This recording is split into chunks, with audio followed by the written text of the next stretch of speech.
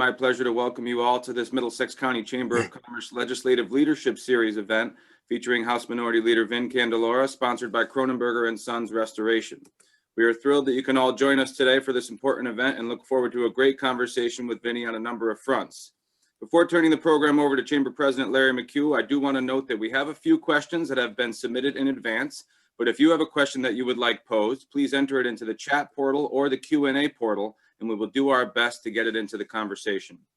I also want to send out a very quick shout out to my fellow Chamber VP, Johanna Bond, who as always is managing the technical aspect of today's event, and we appreciate her work to make this virtual event happen as always. So without further delay, it's my pleasure to turn the program over to the President of the Middlesex County Chamber of Commerce, Coach Larry McHugh. Coach. Thank you very much. Before starting, I would like to really thank Brian Cronenberger and Cronenberger and Sons for sponsoring this today. Brian is at home with COVID, so our thoughts are out to him as he goes through the next 12, 13 days of getting back on his feet.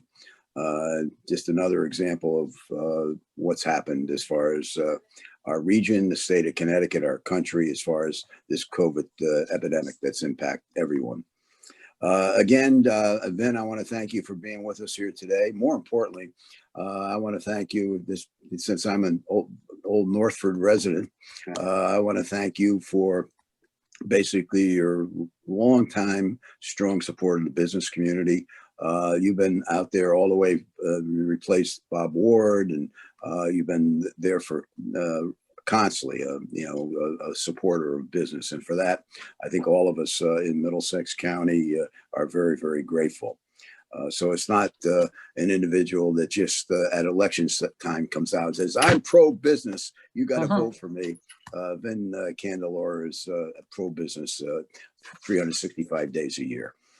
So again, I want to thank Rich Carell and Maureen Westbrook, our two co-chairs of our legislative committee, who've done a magnificent job in leadership. I'm very fortunate with this chamber. We're the largest chamber in the state, and we couldn't get it done without volunteers. And the two of them are just exemplary of what we need to continue to move forward. And another individual that I've really enjoyed working with this year and has done a terrific job in leadership during the COVID pandemic. I'm very proud of him. Tom Byrne, our chairman, now for a couple of remarks. Thanks, Larry. Good morning, everyone, and welcome to another great chamber event. As Larry said, thank you to Cronenberger and Sons for sponsoring today's meeting.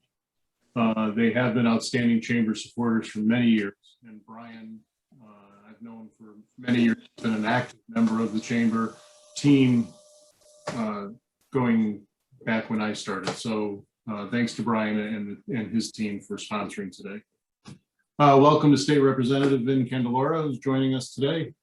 Vin, you'll have to tell me sometime how you can run a business, be a state legislator, be an attorney, and take time for us today, because I have a tough enough time just running a business. So clearly you can manage your time really well. And but we appreciate you being here with us today.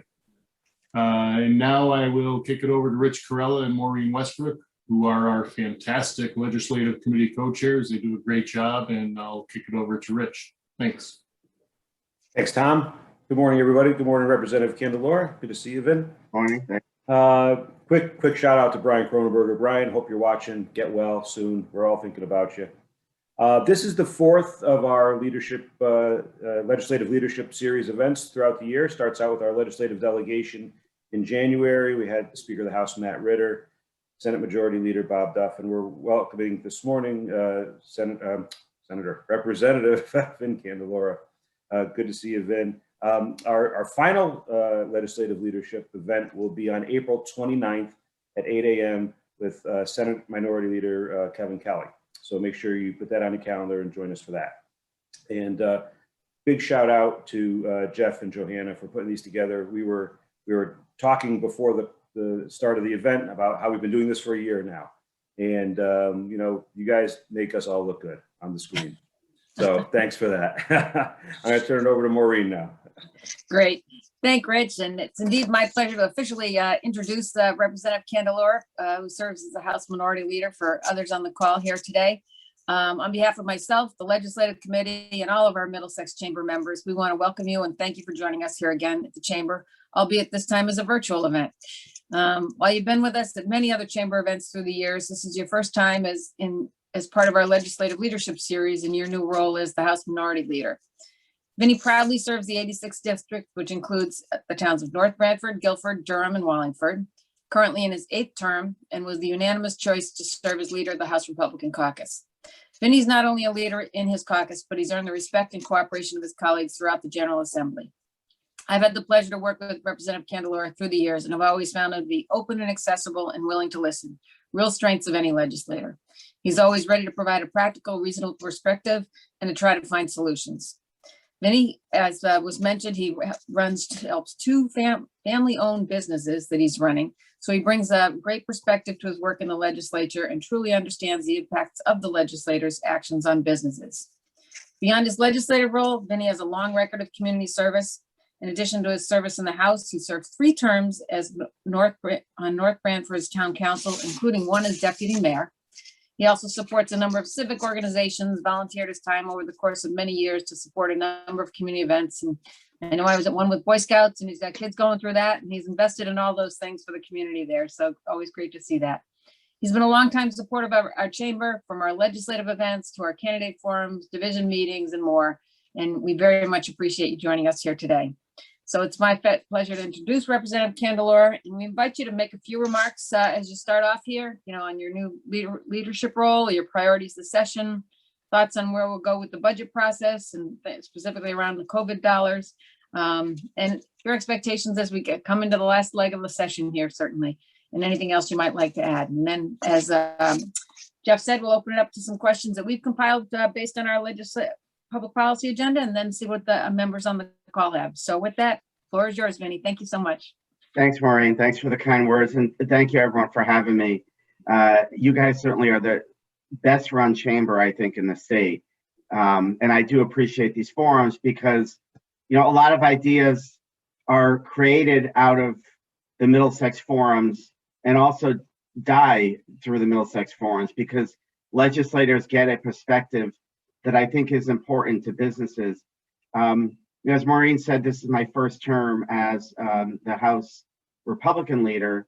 And while I've been deputy for the last 10 years, this landscape is very foreign to, I think, everybody. And I liken the legislative process right now to the game of telephone that we played as a kid. You put the words through and people whisper it into each other's ear around the circle, and then you laugh when you figure out how distorted the sentence comes out at the end. We're very cognizant of that fact, and so really it's about avoiding unintended consequences and also not taking on too much this session because it is so difficult to legislate. So I'm hopeful, and I think the House has a very good relationship. I communicate a lot with the Speaker, more so than ever, I think, because of COVID. And I think we recognize how important that is. And, I think overall, our caucus has set COVID collateral issues as part of our platform when it comes to education, mental health, drug addiction. But another piece that we look toward is obviously the business sector. Last week, I joined CBIA in calling for COVID funds to go toward paying down our unemployment compensation fund. And I think it's really important for all of us to continue to try to educate the legislature on where we are as a state and where businesses are, because, and I think I draw from my personal experience, we have so much money that's come into the state of Connecticut over the course of the last year. Much of that translated into tax revenue, whether it was the withholding through unemployment funds or sales tax through the additional billions of dollars that were put into the state. Connecticut's revenue has remained pretty stable. And as we turn and start looking toward areas that do need attention, like education and mental health treatment, we can't forget about businesses, because as many of you know, the PPP that came in, so much of that went toward paying down on our payroll. So we kept on our employees, and a lot of it didn't go toward capital and operating expenses. I know in my business, we put about 80% toward payroll. And originally, I think it was 75 that the feds had required. So point being, it was sort of another enhanced, as I see it, enhanced form of unemployment compensation is what we did for our employees, because businesses were paying it regardless of whether or not they were open. So we're asking for the state to take a look at some of this money and put it toward the unemployment compensation fund. And because as the economy recovers, you know, we can't be the last sector out paying down a significant amount of debt that could be the tune of $1 billion. The other area that just came up that has quietly sort of been tamped down by the state unions, but the CREATES document that was put out, it was part of the bipartisan budget required the executive branch to look at efficiencies in government to try to save $500 million per year. That document was produced, and you know, it was commissioned by Governor Lamont, and I think it could save roughly $900 million over 5 years. In year 2 of the budget, it could save up to $100 million. The unions have come out very strongly against it, but it's a very interesting document to look at. You know, I don't look at it as an anti-labor document, but it is a document that's seeking efficiencies. It's going to transform areas of government. I think the work staff won't be replaced necessarily, but it will change. And I think it's something that the unions, we need to get them to understand and try to embrace, because it will help to turn Connecticut in a better position, you know, budgetarily. Even things such as workers' comp reform, that is important in the private sector, but also in the state of Connecticut, we are seeing exorbitant workers' comp claims. Some of it does involve fraud, and this report talks about some reforms that could help. So I'm hoping that we could embrace that document, you know, in part at least, not necessarily in whole, and try to do that on a bipartisan basis. We are going to try to work toward a bipartisan budget, given that there is more federal money than we know what to do with, frankly.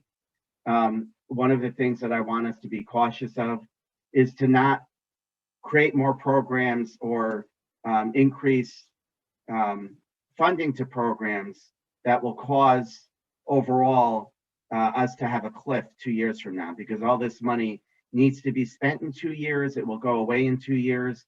So even educationally, the money that we're sending to our local school districts, I do think we should look at some level of restriction on it, in the sense that making sure they're paying attention to spending it on COVID-related expenses, as opposed to ongoing operational expenses, where that money is going to be gone 2 years from now. Part of that too is that money is going to really need to be exempt from the minimum budget reserve, so towns don't have to maintain that level of funding 2 years from now, especially the smaller communities. It could be proportionally a significant amount of money. So there's a lot of landmines, you know, a lot of good news, I guess, from the money coming in, but a lot of landmines that we need to avoid and pay attention to. And it's one of the roles that I do want to take on this session, is raising those issues. And so with that, I'm happy to answer any questions.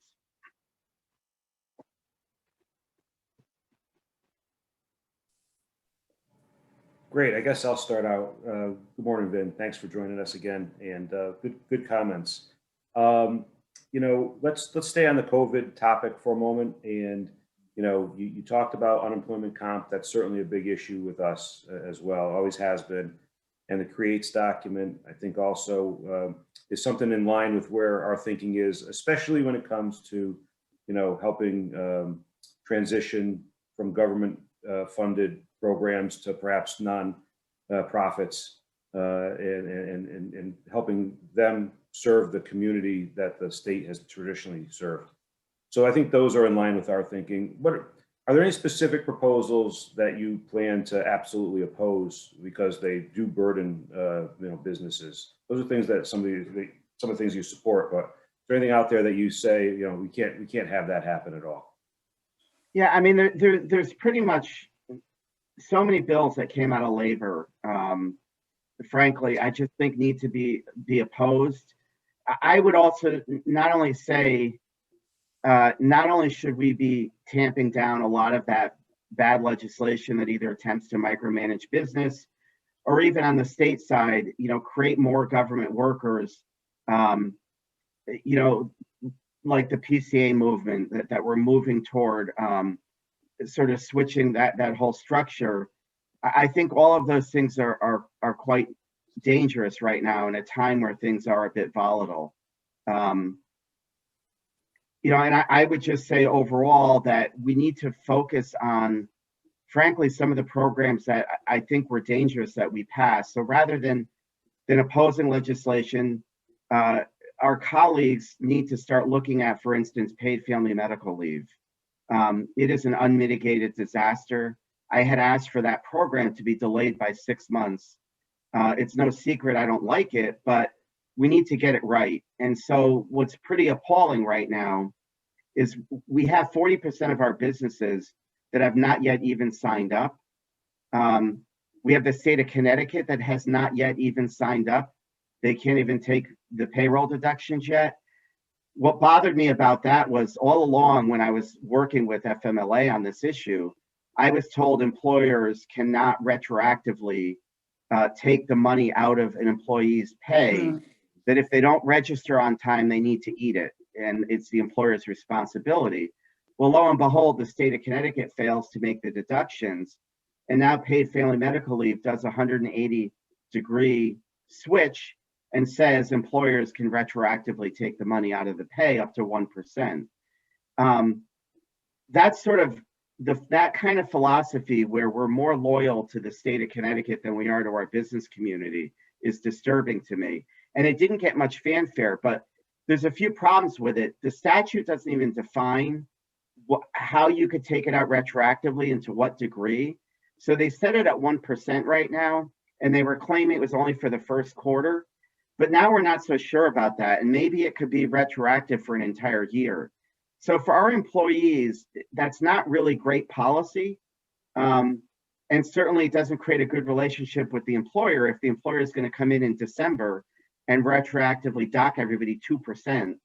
So it really, we've got to get these things right, and that's where I get frustrated with. And there's, I think, a lack of appreciation of what businesses have to go through. The next one in the hopper is still the retirement fund, the state-run sort of, I call it the forced retirement program, where employees can opt out. That program is going to launch at any time, and we've been monitoring it very closely out of our office because we've got to do it better for businesses, and I don't think we have. So I don't plan to just oppose things. I want to see reform, and paid family medical leave is going to be one of those areas I think we're going to have to fix. Great, thank you. Great point. I think as you kind of get close to it, but with the nonprofits and the hospitals, I think, that's one of those sectors that they have provided critical services to the state of Connecticut residents, and certainly in Middlesex County, we've seen it. And, they've been flat funded for many years, but it's becoming increasingly difficult, obviously, for them to maintain that level of service and care. And I think as we, focuses on state employees and what can we do to operate more efficiently, we all believe that those nonprofits provide a great service and probably more cost efficiently in many cases than the state there. So, what do you see as the relationship with those nonprofits, and whether they have likelihood of getting access to the federal funds, or how do you envision that we can support those as part of our structure going forward? Yeah, I mean, I think certainly that the nonprofits have provided services in a much more efficient manner, but certainly when it comes to dealing with the domestic violence increases and the drug addiction increases, those nonprofit agencies have really filled in a major gap. One thing I think that we need to do, the second tranche of CARES Act money the state imposed an expiration on it, where the nonprofits had to spend it or give it back. And I'm hoping that the state will at least not pull that money back. We should leave it in that arena so they can continue to provide the services that they need to provide and be able to ramp up. And I think similarly for the second round through this budget, there certainly could always be some services that we transition to the nonprofit industries. You know, our state workers don't like that, but they do operate more efficiently.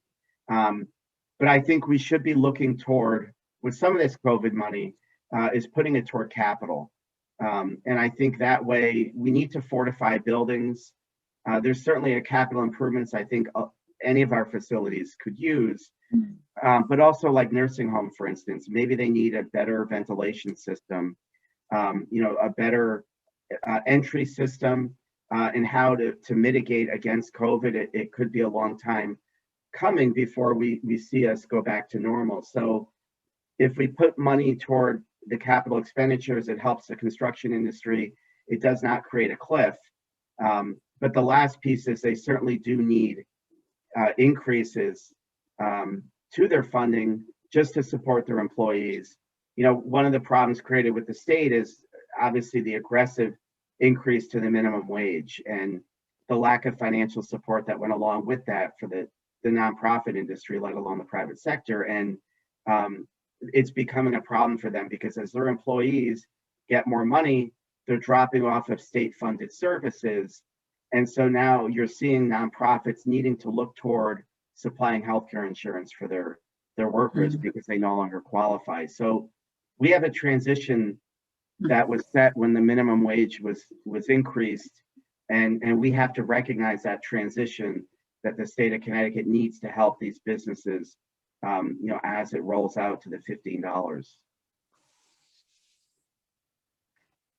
Great, thank you. Morgan, why don't you take the next one? I got a Got a friend mark- over here. Got a friend, all right. I will touch on another topic that's always been a priority for the chamber here is tourism. And, you know, that certainly has been a sector for Middlesex and the entire state of Connecticut in terms of, you know, something that money invested truly delivers a return for the state.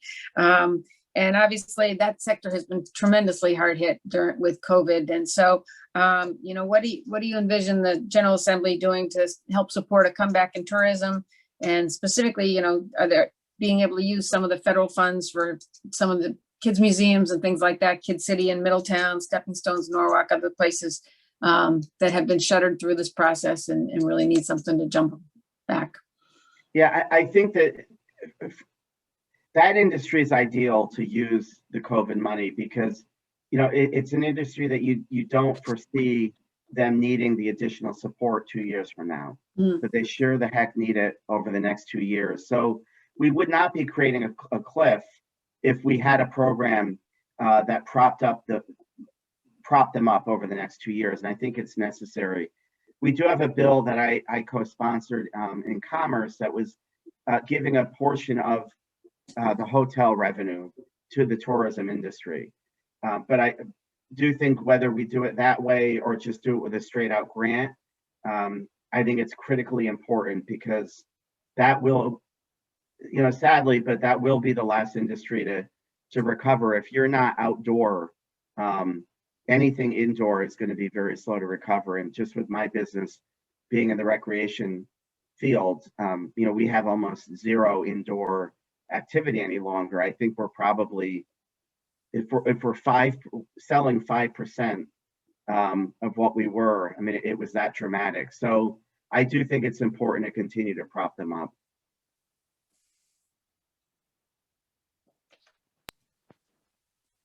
Did you throw the dog outside, Rich? No, I threw the dog outside, so. Poor thing. No, she's happier, believe me. So, Vin, we're hearing a lot about the infrastructure bill that's probably coming out of Washington in the near future.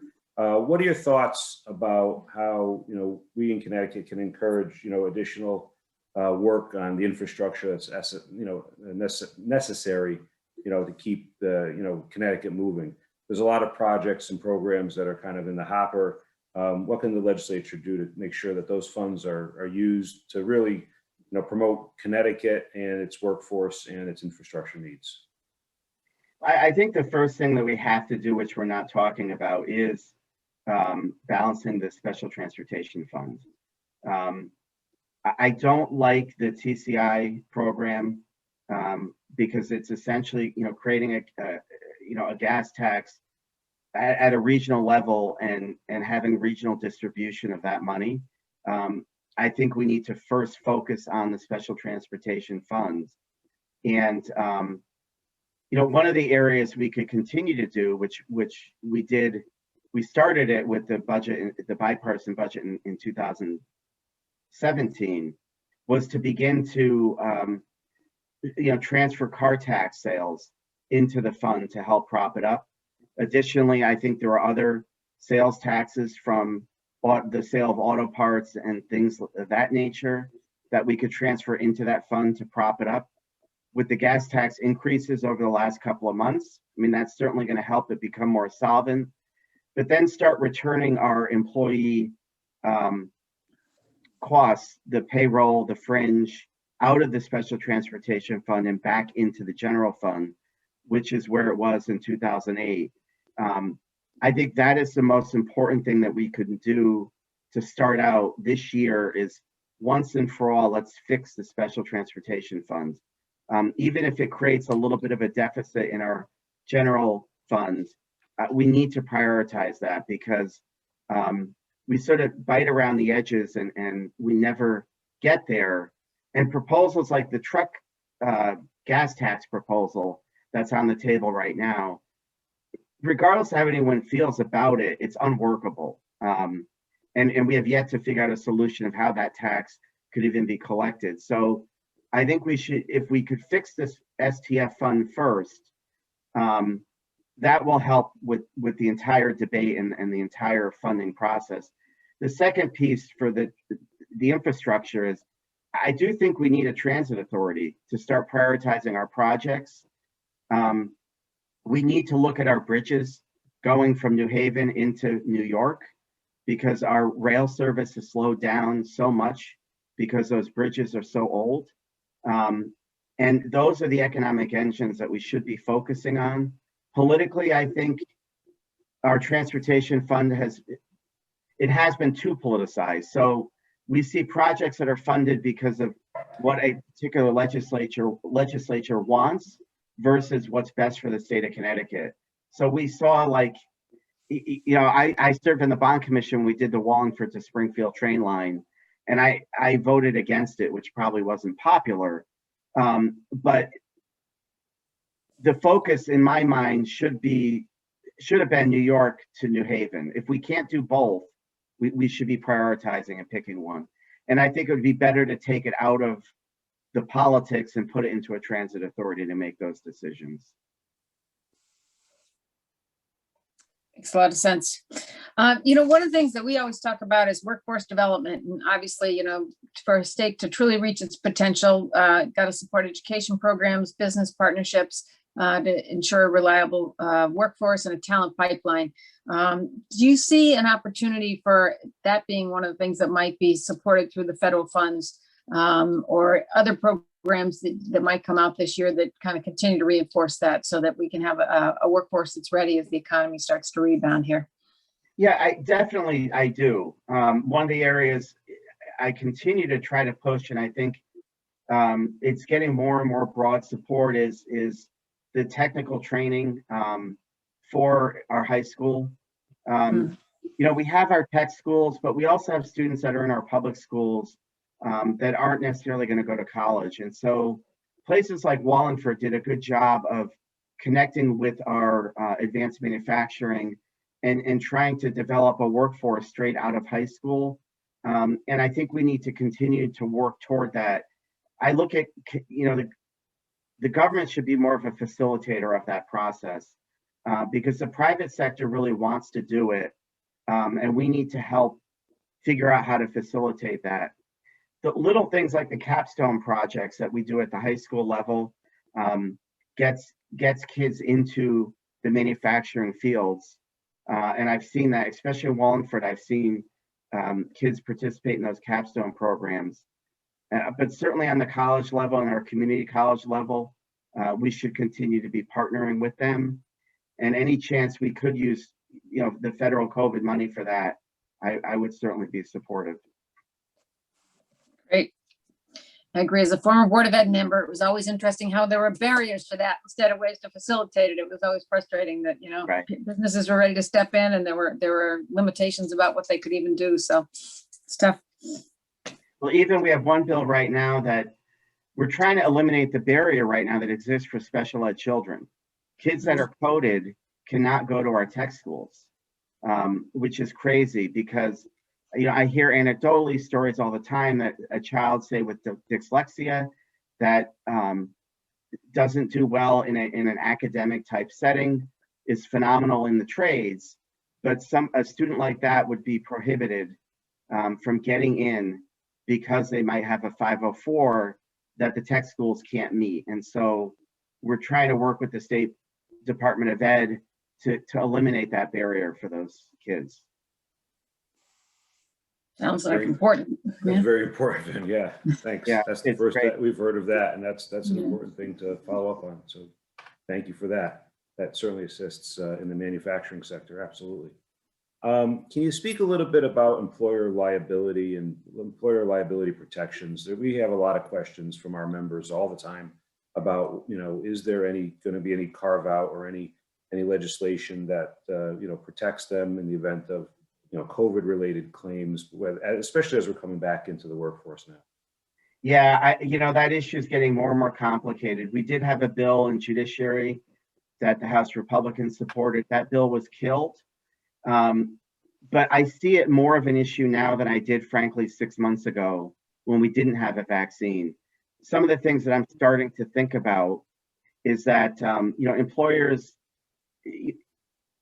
I guess they can mandate, but should they mandate? If they don't mandate a vaccine, what's the liability if an unvaccinated employee comes in and spreads it?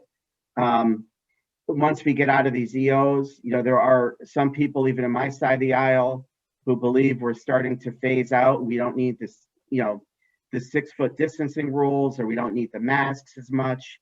When that starts to go away, I'm scared to death for the business industry. Are we going to be required to mandate masks on our own, regardless of what government tells us, because we're concerned about the liability? And who wants to attempt to try to enforce that? I was thankful when we had the mask mandate because we had confrontations every day at our business, being open to the public, trying to manage that. And I think we're returning to that world as we're coming out of this. So I am starting that conversation because it's going to be very interesting. If we don't extend the executive orders, we need to provide some level of security for the businesses, even with the workers' comp issues, that we're seeing cropping up. The science will show that the spread does not occur in the workforce per se, but it's occurring in the social settings at home. Yet, employers are going to have 100% of liability from a workers' comp perspective. So I don't know where it's going to go right now. Like I said, it's not a good sign that bill was killed. But I want to continue the conversation because I don't think legislators have really thought it through and realized, especially with the way the vaccine rollout is going, is what is going to be the impact. If my employee is unvaccinated and somebody gets sick, a patron, am I liable for that now? Yeah, that's exactly the concerns that we're hearing as well, and the questions that we're hearing as well. So I'm glad it's on your radar. We'll continue to push it on our end and keep you posted, and you keep us posted too on that. Yeah, I will. Yeah, Absolutely. thank you. All right, one other one to bring up is, concern within the business community about the potential for public option in Connecticut and its impacts on jobs within the insurance industry. Can you give us an update on where we are with that proposal? Yeah, I mean, you saw that proposal was sort of gutted in the insurance committee and didn't move forward. I think our comptroller continues to push that issue. Mhm. I obviously have a lot of concerns. One of my concerns revolves around the fact that we point to Connecticut Partnership as the beacon of light of why the public option should work. But we have yet to really have a clear answer of how much tax dollars subsidized Connecticut Partnership, and what were their annual deficiencies, and what do their annual deficiencies continue to be. So I'm very concerned that we would put it, essentially expand that program through a public option when I suspect that program has been a big failure in the state of Connecticut, but we've been able to mask it through the way the money is transferred and paid out. Right now, we have a lot of COVID money coming in through an insurance tax credit, where the Connecticut Exchange is able to provide very inexpensive insurance policies. So there used to be a cliff where if you were 400% or more of the poverty level, there was a huge cliff that dropped off on your ability to get subsidies for your premiums through the exchange. The COVID relief has eliminated that cliff. And so people can get health insurance at a substantial discount for the next 2 years through the exchange. And so while that money is there, I think the legislature should be focusing on propping up that program as opposed to trying to create another one. So, Vin, we've got a couple of questions that have been popping up in the chat room. You've kind of touched on some of them already. Rich Hanratty asks, given the difficulties of holding a virtual session, what do you anticipate going forward for the remainder of the session, both in terms of process and what do you think the volume is going to be like? Yeah, it's a great question. In the House, I think given our numbers and our ability to filibuster, before COVID was significant, that I think the Speaker and I have talked and have an understanding that we want to try to come to an agreement on bills first before we just try to ram them through the process. So in the House so far, there are a lot of bills that are out there. There's smaller bills. I don't think there's an attempt to merge them all into one big aircraft carrier and try to pass it in the House. If that happens, that's when you will see a very long filibuster. So I think the House's perspective is we could have agreement and pass 30 bills in a given day, or not have any agreement and take 3 days to pass one bill. So I think we're going to try the former. I do hear sort of out of the Senate that they're going to attempt to take the aircraft carrier approach. And one of my concerns right now with this session in COVID is that I think the House is communicating really well together. I think the Senate might be communicating. How well are both chambers communicating? And we have started leadership calls with all of the leaders, I think, to try to start that process, because if the strategy is going to be different in the Senate than the House, we're going to have a problem. The other dynamic is right now the Senate and the House don't plan on being in at the same time at any given time, which is very difficult. As everybody knows, we typically, when we're there at the same time, we're able to get into a room together and negotiate bills. So if we're not there, one of my concerns is we are going to only have one chamber negotiating a bill. So all the House bills get negotiated by the House and all the Senate bills get negotiated by the Senate. And I don't like that process, because I think each chamber has a different personality and brings different perspective. But that is one of the dangers that we might see. I know there's an attempt to do the budget early to get it done before Memorial Day, I think is the general consensus. And that may be a better option, because that might define the rest of the policy throughout the session. So it's a lot of questions, but I'm hopeful we continue the communications. At least on the House side, we try to do things in small bites as opposed to, taking one big bite. I will say that's certainly been a concern of, the outside world here, the aircraft carrier and, all the things that, we all know when you get a bill killed in session, in a committee, you feel pretty good about it. But, that's the be on your toes at the end when things start getting added as amendments. And it's just going to be so much harder in this virtual process to be able to do that and have those conversations to That's point right. out the problems. And that's Yeah. right. It's going to have to be more transparent. I think the goal list, we're going to need to give people notice on what the issues are. The element of surprise is a tactic I think the majority party benefited from. And it's okay when you're in session in person. But when you're virtual, you need to, a lot of people have my cell phone and it will blow up, I know, when a bill gets called on the House floor. And on the Republican side, we're all in our offices. Most people now have brought beds and, toiletries, and it's easier to go the distance like we've never seen because everyone is in their own offices and they could take shifts of sleeping. It's like being in a hotel room. So that's not the route we want to go either. But that opportunity is there if there are bills, that are moving too quickly and we don't have a handle on what the impacts are. Great. It raises another question too, Vin, just in terms of communication, between us, your constituents and you. What do you think is the best way of communicating and getting our message to you and to the legislature in general? In the past, we've been up there, right? We're able to see people face to face. But now that we're not able to do that, what do you think is the best way of communicating with you? I think a phone call is probably the most important. Emails are great, but if it's important enough, it is a phone call, because right now, everybody, email and Zoom, people's heads are spinning.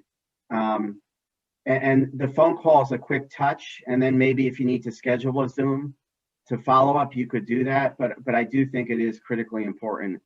It's the weird thing with the news cycle. The focus is on COVID. The focus is on vaccines. We had a meeting last week with the governor talking about the executive orders. Normally, we would have walked out of that meeting and there would have been 20 cameras in our faces and we would have talked about what the meeting was about. That meeting occurred without almost no press. They have no idea what we're talking about going through with the executive order and extending the emergency declaration. That's important. People need to know these things, and it's just not getting reported out there. So I think it is critical to just be on top of these issues and don't be afraid to call your legislator. Thank you. Great. Another question popping up in the chat room here, I think you already touched on, but can you elaborate on how federal stimulus funds will use to shore up the state transportation improvement fund, and what major projects will use to fund those now rather than later? I think you already touched on that earlier. Yeah, I'm not sure what federal money would actually go into the STF directly. I think we might see more brick and mortar type of infrastructure projects being approved with federal funds. I get a sense that people are waiting to see what the federal government does on the infrastructure bill that President Biden had proposed. That seemed to have stopped any discussion about transportation and the STF. And I don't want it to stop, so I'm going to keep pushing, because regardless of any type of tranche of money we get, we need to fix the structure of our STF to make it solvent. So I think, short answer, we're waiting to see what the feds do on that federal transportation package. Great. And I guess just to touch on a little bit, the oversight bill that was passed with respect to, in the General Assembly, with respect to the federal funds and how they're going to be deployed.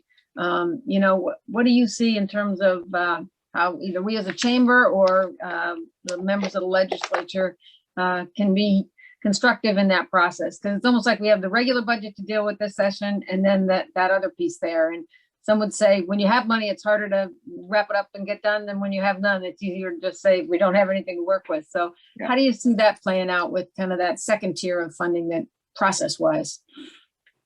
Yeah, I guess I'm not sure. We know April 26th, the governor is going to report out his recommended levels of spending. The Appropriations Committee, the subcommittees have already sort of spent the money. You know, they've already put it in their subcommittee budget process. So I think given that, what we will probably see is the appropriations budget come out. The governor will make his recommendations on the 26th for the federal money. And then similar to years past, we're going to have to see sort of a reconciliation of the two. It's a little weird because I think right now the governor ends up going second on a budget proposal with the way that it's constructed. I'll say one of my concerns is right now is the Appropriations Committee. They're increasing spending in a lot of areas that I think are going to be dangerous because we're not going to have that money 2 years from now to maintain it. So we really, my guess is that the governor is probably going to take a more conservative approach to programs, and you're going to see that traditional tug of war come in. And that's why I think it's important that Republicans stay at the table for this conversation, because there are good opportunities here to provide a good budget for the state of Connecticut to keep us going. You know, it was great to see our bond rating got improved, and it's not lost on anyone that came out of having a bipartisan budget in 2017.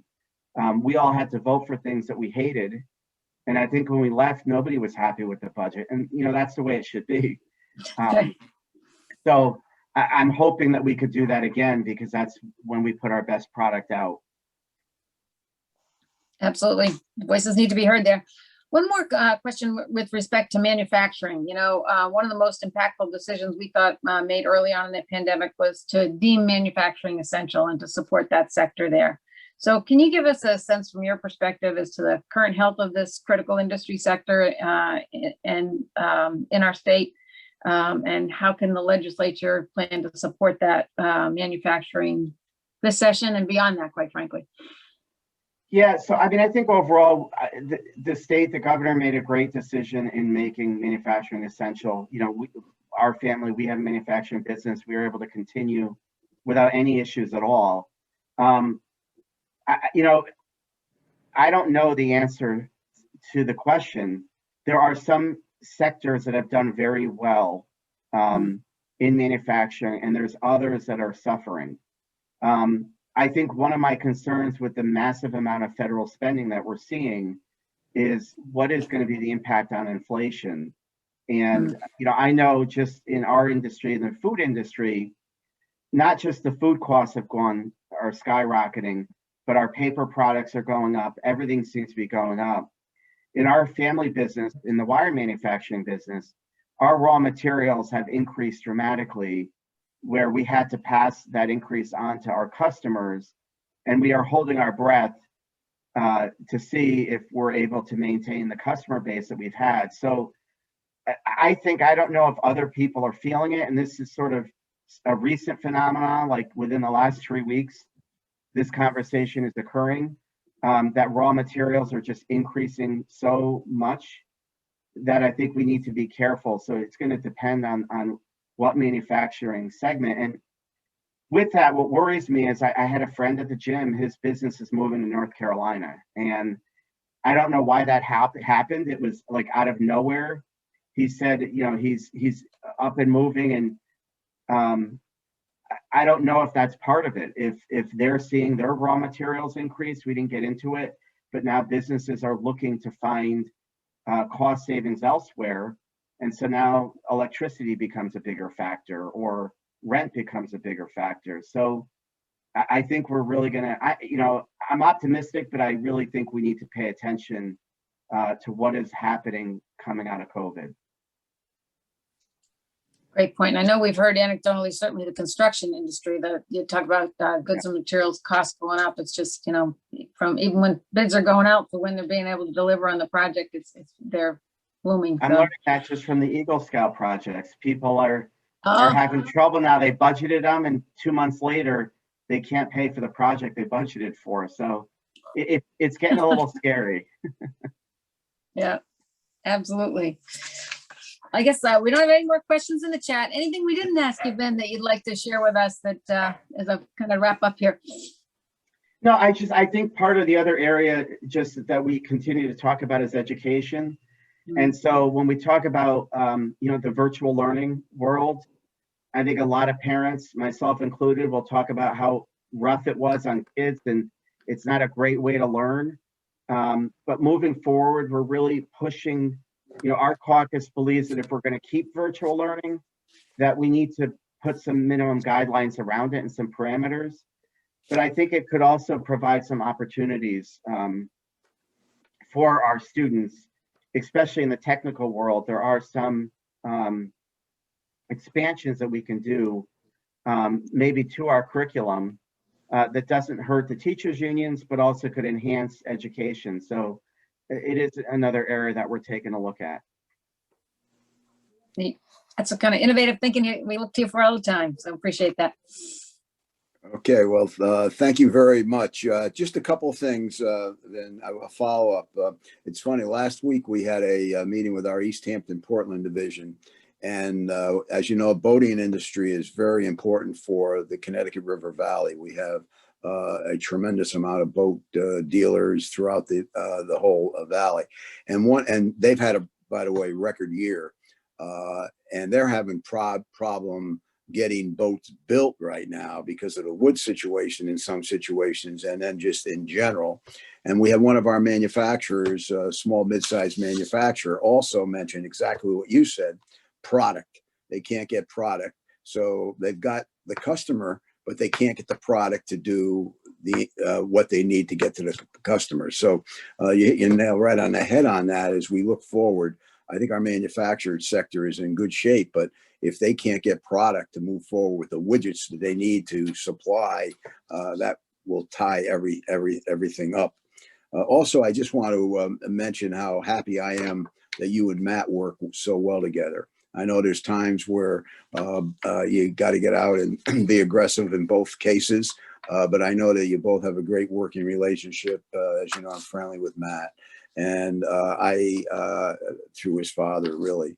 And I like that when we have politicians of both political party, they can disagree, but then they can also agree on issues. And then more importantly, they can work together. And I think we've been missing a lot of that in politics in our country. And so I think that's good news from my point of view. And as was brought up by Maureen, tourism is a huge part of us. We run a district here, which goes from New Haven up to Enfield, Central Connecticut Tourism District. It really works. It's in the governor's budget. Hopefully those 3 districts will stay in there. This is grassroots that we work on this. So the money just doesn't go to salaries and out the window like it had in the past. I've been involved in tourism since the 90s. Governor Weicker put me on a committee, and I Governor Lamont put me on another one on tourism. So I think that, it's a big economic generator for us in this region, tourism, everything, hospitality, and of course then manufacturing. So anything you do for those two, that feeds all of the service industries we have. So again, thank you very much. Rich and Maureen, as usual, truly outstanding job. I can't thank both of them for their volunteerism and their dedication and their advice. And of course, Tom, his leadership. We have a couple of events coming up. We have the one with President Roth, which will be on the 27th of the month. And Jeff, why don't you just go over the final thing with Senator Kelly? Yep, absolutely. Our event with Senator Kelly is Thursday morning, April 29th. That'll be the final leg of our legislative leadership series and close out our legislative event series. So another important event for us, but we look forward to staying engaged in this important legislative session as we move forward. So thanks again, Vin, for joining us. Really appreciate it. Thanks for having me. Thanks so much. Thank you, Vin. Take care. Take care, everybody. Bye-bye.